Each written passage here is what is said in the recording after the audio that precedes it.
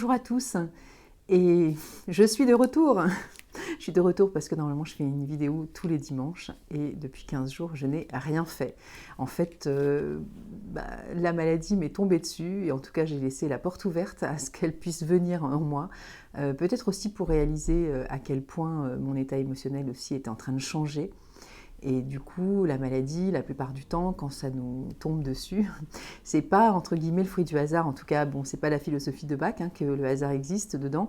Et justement, moi, ça m'a permis aussi de lever le pied et de me rendre compte qu'il y avait des choses qui dysfonctionnaient. Et c'est la raison pour laquelle aussi je pense aussi qu'il y a eu une forme de vulnérabilité aussi et de prédisposition pour moi en tout cas à ce que la maladie rentre. Alors je ne sais pas exactement ce que j'ai eu et à la limite c'est pas le plus important à mon sens, mais maintenant chacun voit midi à sa porte, que ça s'appelle ceci, cela, c'est pas le plus intéressant à mon sens. En tout cas ce que j'ai découvert de moi c'est aussi un besoin aussi de prendre soin de moi et donc d'écouter aussi ce qui se passe.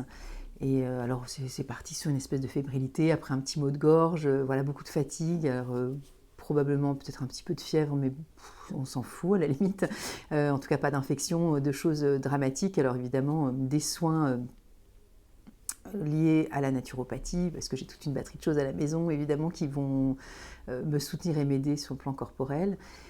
Pas de nécessité non plus d'être dans une forme d'urgentisme absolu parce que je trouve aussi que le corps, quand il demande à se reposer, ça ne nécessite pas non plus forcément une visite médicale. En tout cas, ça n'implique que moi et ça n'engage que moi. Évidemment, les fleurs de Bach ne remplacent pas tout et la naturopathie non plus. Quoique quand même dans la naturopathie, il y a le mot nature. C'est un peu aussi le fondement des fleurs de Bach, la nature. Et déjà dans ce que nous avons chez nous, et puis voilà, il y a quelques trucs qui peuvent déjà nous aider. Après, mon rôle là, c'est pas de faire la naturopathe parce que j'ai pas envie forcément de donner. J'ai fait des vidéos avec des personnes qui sont bien plus qualifiées que moi, même si j'ai fait 2 ans d'études. Voilà, je le garde pour moi aussi. Et du coup, pour moi, c'est plus une hygiène de vie, en fait, qu'un métier à proprement parler. Mais encore une fois, ça n'engage que moi.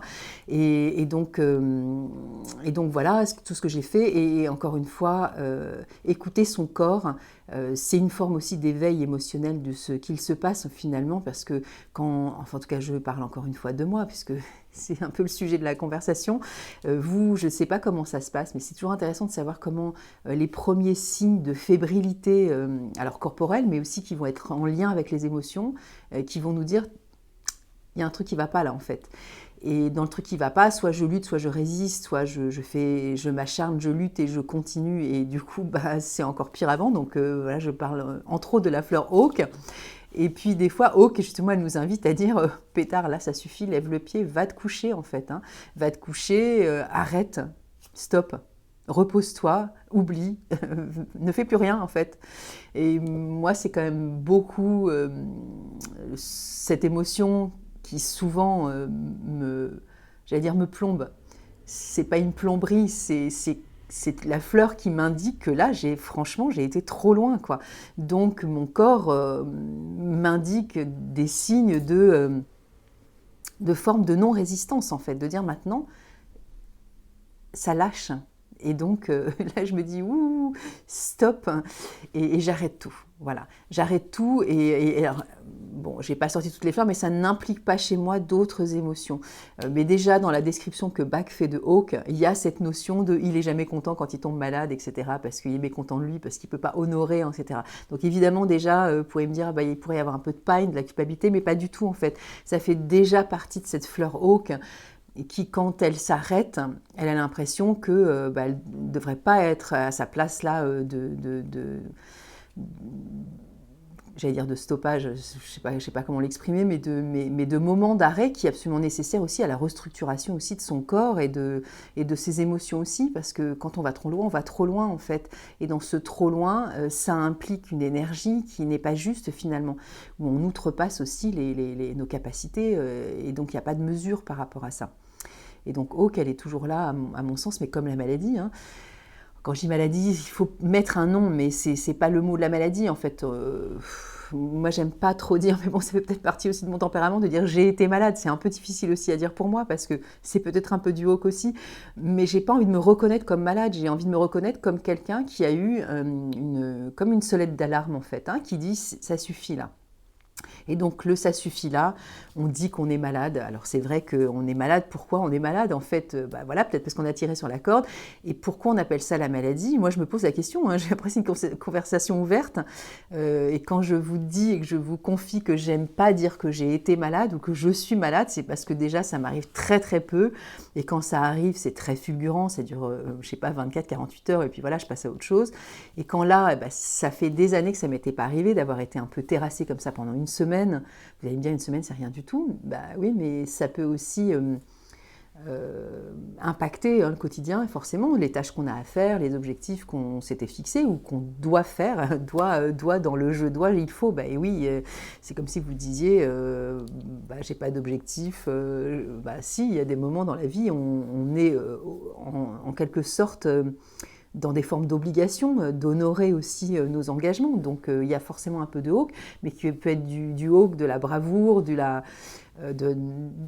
j'allais dire d'une forme d'honneur aussi, à mettre un point d'honneur justement à honorer, je dis toujours le même mot, hein, désolée, à accomplir les tâches aussi auxquelles on s'était engagé. Alors que ce soit vis-à-vis de soi ou vis-à-vis d'un tiers, hein, ça peut être quelqu'un d'autre que soi évidemment, parce qu'on doit rendre des comptes aussi quelquefois. Voilà, ça peut être nos enfants, ça peut être nos compagnons, ça peut être le travail qu'on fait pour une personne, que l'on soit salarié ou indépendant, hein, voilà. Et donc Hawk, pour moi, voilà, je me dis, Hawk me donne une petite signal d'alarme à dire, attention, là, c'est trop en fait, aller trop loin et ton corps ne peut plus résister et c'est fini en fait. Là, il n'y a plus de jus, il n'y a plus d'énergie. Alors, il y a évidemment cette notion d'épuisement et de fatigue avec Olive. Qui va avec, hein, souvent avec Hawk, mais bon, pas forcément, parce que Hawk, elle est fatiguée, mais elle ne s'écoute pas. Là, quand je vous parle de cette fleur par rapport à mon expérience, c'est que je me suis écoutée, évidemment, j'ai pris la fleur de bac Hawk, hein, qui m'a permis aussi de ne pas lutter et de ne pas être à bras-le-corps contre moi-même. Hein, quand on dit qu'on lutte et qu'on s'acharne avec Hawk, c'est-à-dire qu'on ne veut pas écouter et qu'on continue. Là, au moment évidemment où la maladie, entre guillemets, me met à terre, et le genou à terre, c'est qu'à un moment donné, il n'y a plus de lutte possible en fait. Et si je continue, c'est pas possible parce qu'il n'y a plus du tout d'énergie. Donc du coup, je vais aller puiser pour le coup dans des ressources qui sont infinitésimales.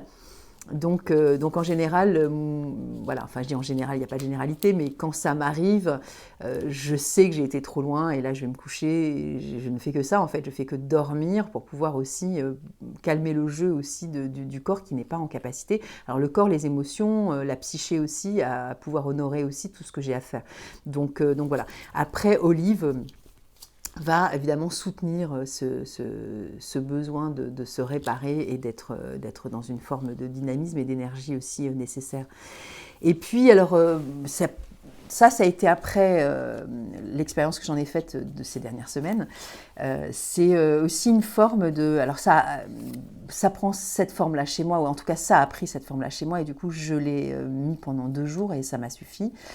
Il y a eu une forme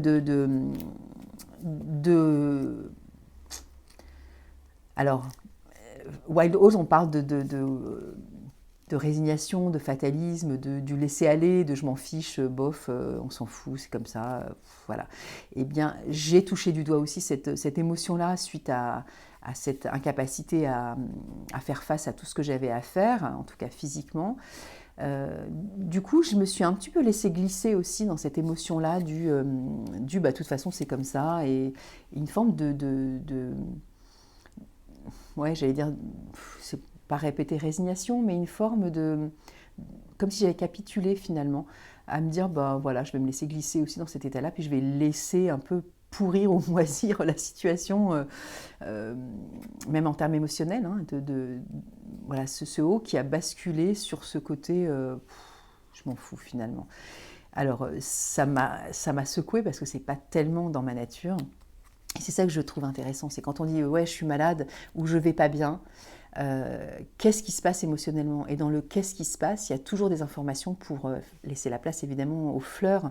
Et dans cet état qui me ressemble peu, voire pas du tout, alors peut-être partie de ma vie, mais en tout cas de façon générale sur l'énergie que j'ai à faire les choses, il n'y a pas cette forme de capitalisation, de laisser aller, entre guillemets, en disant bah voilà, c'est comme ça.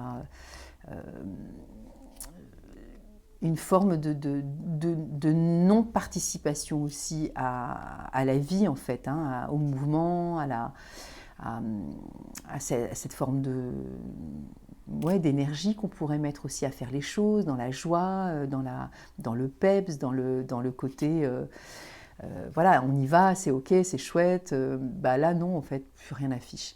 Et ça m'a vraiment interpellée en me disant, oulala, là, t'es en train de te laisser glisser justement dans un truc qui ne correspond pas. En tout cas, ça m'a correspondu là, puisque je l'ai vécu. Mais attention, sonnette d'alarme aussi, vigilant, discernement, ne te laisse pas non plus glisser dans un truc qui peut après s'installer et c'est pas le but en fait. Donc retrouver cet état de joie et de participation aussi à faire les choses et de motivation. Quand on dit motivation, c'est pas dans le sens de ne pas être motivé, mais c'est dans le sens d'être de nouveau dans une forme de moteur hein, qui va permettre aussi à retrouver cette envie voilà, d'être présent, de faire des choses et d'y mettre une implication, j'ai du mal à trouver mes mots, hein, ça fait longtemps que je n'ai pas fait de vidéo, de mettre une forme de quelque chose qui dit j'ai envie en fait, hein, j'ai envie, c'est chouette, c'est ok, j'y suis et ça me donne envie d'y aller en fait. Hein. Donc vous trouvez les mots que vous voulez. Hein. Et puis la dernière, j'avais envie de parler d'Hornbeam aussi, qui pourrait paraître proche, mais voilà. Et puis il y a une forme aussi, il y a une forme aussi, c'est une façon de parler. En tout cas, cette fleur aussi, j'ai mis pendant 2 jours avec Hornbeam, qui est la fleur du starter qui va nous aider à démarrer et à remettre en route aussi la machine. Et j'ai eu ce besoin-là, en fait, de prendre Wild Rose, qui est cette forme de résignation, d'apathie, de laisser glisser les choses, avec une forme de désintérêt total, avec aussi une forme de... tu as peut-être aussi besoin aussi d'un petit moteur en plus, c'est quelque chose qui va t'aider à démarrer, parce que je sentais qu'il y avait plein de choses que je délaissais et que je relayais à tout à l'heure, à plus tard, là, je sens que je ne vais pas avoir le regain d'envie de m'y mettre maintenant. Et alors, ce n'est pas ce qu'on appelle la fatigue, puisque quand on parle de la description de cette fleur Hornbeam, on parle de cette fatigue à l'idée de se mettre dans le mouvement finalement. Qui n'est pas du tout Wild Rose, parce que là, c'est même pas une question de fatigue, c'est une question de désintérêt total. Donc ça peut paraître paradoxal de proposer 2 fleurs qui ne sont pas forcément antagonistes, hein, mais en tout cas, moi, c'est ce qui m'a redonné une forme de désir, de peps, d'envie de ce que je suis, en fait, naturellement. Et puis ça m'a permis aussi de passer à l'action, en fait, et de me remettre à faire des choses et de les faire tout de suite, et de ne pas différer ce à quoi je dois où j'ai envie, où il faut, peu importe. Alors ça, vous pouvez me dire, ça fait un peu hawk, ben oui, mais non, en fait, il y a des moments, se lever le matin, c'est pas du hawk, on se lève le matin. Se brosser les dents, voilà, s'habiller, se doucher, s'habiller, voilà, peu importe l'ordre dans lequel vous avez envie de faire les choses, il y en a qui se douchent le soir. Mais voilà, là, il y a cette forme aussi de un peu plombé, quoi, de se dire, oh là là, trop la flemme, quoi. Pas envie, mais pas envie du désintérêt, mais pas envie du oh là là, est-ce que je vais avoir l'énergie pour me bouger les fesses en fait. Hein. Et donc voilà, en tout cas, c'est ce qui m'a aidé à sortir un peu de cette espèce d'état un peu particulier que j'ai traversé ces quelques derniers jours, on va dire, voilà, il y a à peu près une dizaine de jours. Et donc les dernières étapes avec ces fleurs aussi qui m'ont aidé aussi à passer à autre chose. Et à travers cette vidéo, ce que j'ai envie de aussi vous partager, c'est déjà, voilà, on est humain, c'est comme ça, la maladie, elle a sa place, et que c'est OK. Mais ce que je trouve intéressant à travers ça, bon, je vous passe aussi les détails de tout ce que j'ai pu aussi traverser le week-end dernier, parce que j'ai aussi contacté d'autres choses à travers cette maladie qui était vraiment très puissante aussi pour moi, et de mettre aussi des mots MOTS sur des mots MAUX qui sont la base, entre guillemets, de cette maladie que j'ai traversée, entre guillemets, mais j'ai été plus loin parce que j'ai fait de l'approche corporelle, et ça c'est quelque chose dont je vous ai peut-être déjà parlé, mais je reviendrai dessus, sur ce qu'a fait donc mon formateur Bernard Belgy, qui est ancien masseur kinésithérapeute, entre autres. Et du coup, j'ai fait des formations avec lui, et la semaine dernière, je me suis retrouvée aussi avec un groupe d'amis, donc conseillères agréées Fleur de Bac, et on a partagé ensemble sur notre feedback sur ces stages qu'on a fait en juillet sur l'approche corporelle. Et du coup, on s'est accompagnés les unes les autres avec des problématiques qui sont liées au départ au corps. Et donc moi, je me suis servie de cette forme de vulnérabilité, de fragilité corporelle, on va dire, mais aussi qui avait atteint justement mon émotionnel. Et en allant dedans, en fait, j'ai été beaucoup plus loin. Donc je trouve ça vraiment chouette aussi de se dire, OK, je suis tombée malade, je traverse ça, j'ai besoin de me reposer. Tiens, c'est marrant, ça bascule dans autre chose. Et du coup, dans cette autre chose-là, comment je peux aussi écouter mon émotionnel à travers mon corps qui me parle, d'une forme de, je reprends les mêmes mots, mais vulnérabilité, fragilité, incapacité à, peu importe en fait. Ce qui est intéressant, c'est vraiment d'écouter où ça va se nicher aussi dans les endroits du corps. Donc ça peut être... Pour une d'entre nous, c'était la main. Pour l'autre, ça se localise au niveau de la gorge. Moi, ça s'était localisé à ce niveau-là.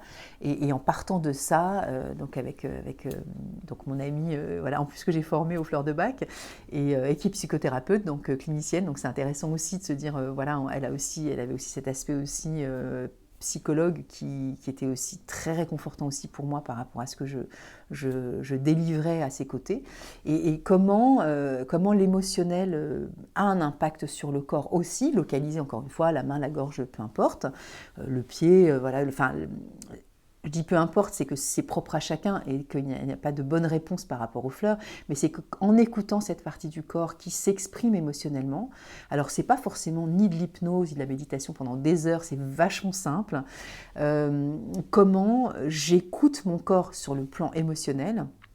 Qu'est-ce qu'il a à me délivrer comme message? Mais juste, peut-être aussi, juste j'écoute en fait. Et cette écoute-là, ça s'apprend aussi. Et dans cette écoute-là, il y a de l'émotionnel. Et dans cet émotionnel-là, comment je peux aussi répondre en termes de fleurs de bac. Donc je ne vous délivrerai pas là le sujet qui m'est propre et avec pudeur que j'ai envie de garder pour moi aussi.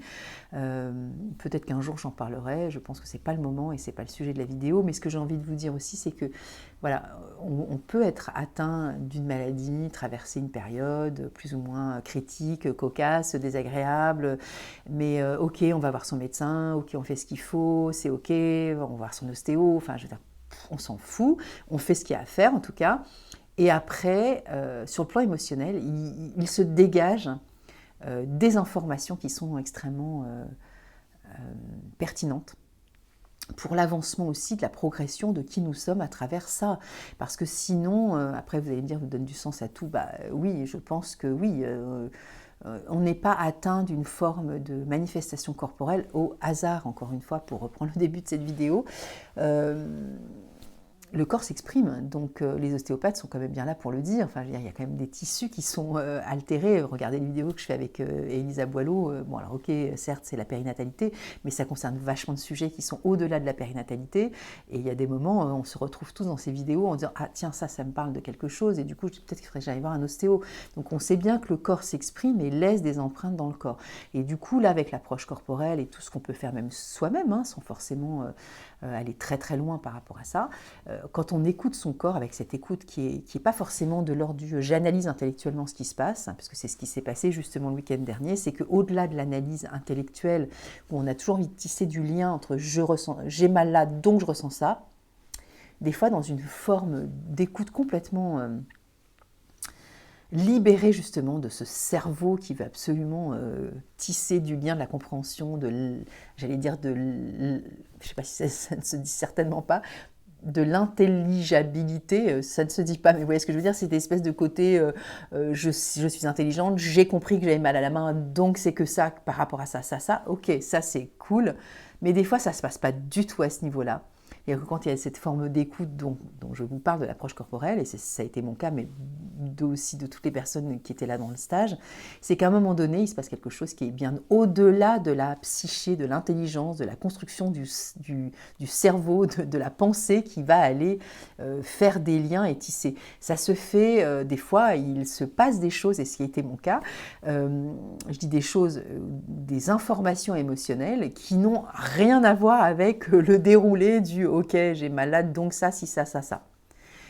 Alors, ça peut vous paraître assez étrange comme discours, mais je vous invite vraiment à vivre cette approche corporelle. Alors, vous en avez peut-être aussi autour de chez vous. Regardez sur le site de la Petite École des Fleurs de Bac aussi.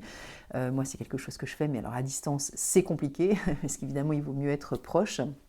Mais en tout cas, à distance, ça peut se faire si vous avez les fleurs de bac à proximité, parce que pour le coup, l'idée, c'est aussi de mettre les fleurs de bac dans la bouche au moment où on ressent cet émotionnel, et puis pourquoi pas aussi sur la partie du corps qui ressent cette expression émotionnelle. Et de ce fait, il y a des prises de conscience qui sont quand même assez fulgurante et spectaculaire. Et après, bon, bah voilà, c'est l'histoire de chacun. Qu'est-ce qu'on en fait? Qu'est-ce qu'on continue? Qu'est-ce qu'on perdure aussi par rapport à ça? Et puis, on fait le chemin qu'on a envie. Après, rien n'empêche, encore une fois, d'aller voir aussi son psychologue ou son psychiatre, son psychanalyste, etc. Si on a envie d'aller, je dirais pas plus loin, mais différemment ou en complément de ce que l'on découvre aussi. Donc tout ça, vous voyez que c'est très dans un ensemble, un écosystème très vaste et très complémentaire de l'approche de la santé, c'est-à-dire effectivement traiter le corps avec toutes les médecines qu'on connaît, au sens large du terme, tous les soins entre guillemets que l'on pourrait apporter à son corps, que ce soit en termes de nature, voilà, émotionnel, psychique, etc.